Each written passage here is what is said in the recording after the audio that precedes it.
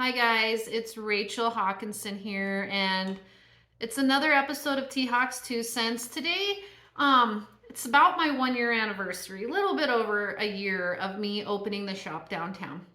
And I wanted to talk to you guys a little bit about biting off more than you can chew.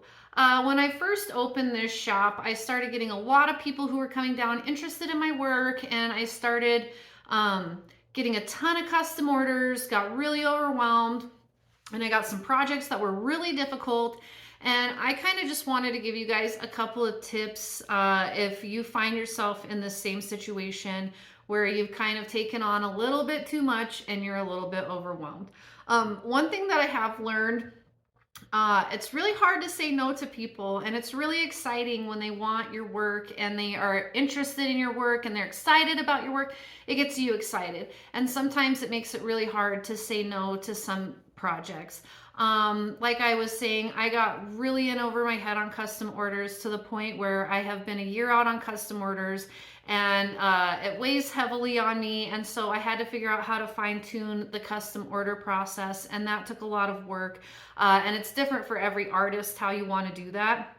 Um, but also sometimes you get projects that are really complicated, and you're like, yeah, I can totally do that. And then you get into them and you're like, oh my God, how am I going to do this? And so you can kind of feel a little bit jaded and a little bit overwhelmed, and it makes it really hard to start the process of working on those pieces.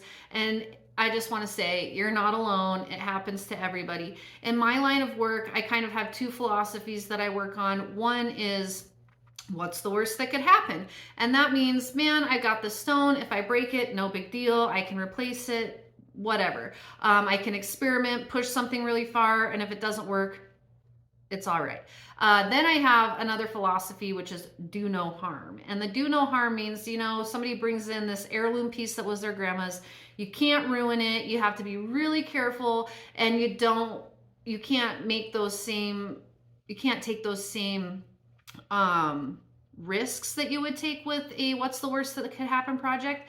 And I've just had some struggles. And so one thing I want to say is, if you do have a do no harm project, make a mold, do something like that, or at least just start working on it. And even if what you're working on, the metal part doesn't work out, you can always scrap that. And something that I have found when I have a do no harm project is I usually start in a metal that's a little less expensive, like brass or copper, and I try to work out all the kinks that way. And then once I get approval from the client, then I'll go ahead and work in silver or gold. Um, but it's okay to bite off more than you can chew, because it happens to all of us. But something else that you really need to do if you're in that position is you need to be really open with your clients. Let them know what's going on. Let them know that you're behind, or let them know that you're struggling with ideas or design options, or that you just need a little bit more time to work out how to make this project come to life. If you're open and honest with your clients, then they're going to be a little bit more understanding. At least I've found that. A lot of people understand that this is an artistic process, and it's not always easy to get things on the first try, or to make a vision come to life on the first try, although we'd all like to have that happen. So if you bite off more than you can chew, just know you're not alone. But the best thing to do is to never quit, never give up, and always be transparent with your clients. So I hope that you guys found this helpful. And if you ever bite off more than you can chew and you need some tips or you need a little advice, feel free to DM me and I'll try to relate to you. So I hope that you guys all have a great week, and I will see you next Thursday for another episode of T Hawk's Two Cents.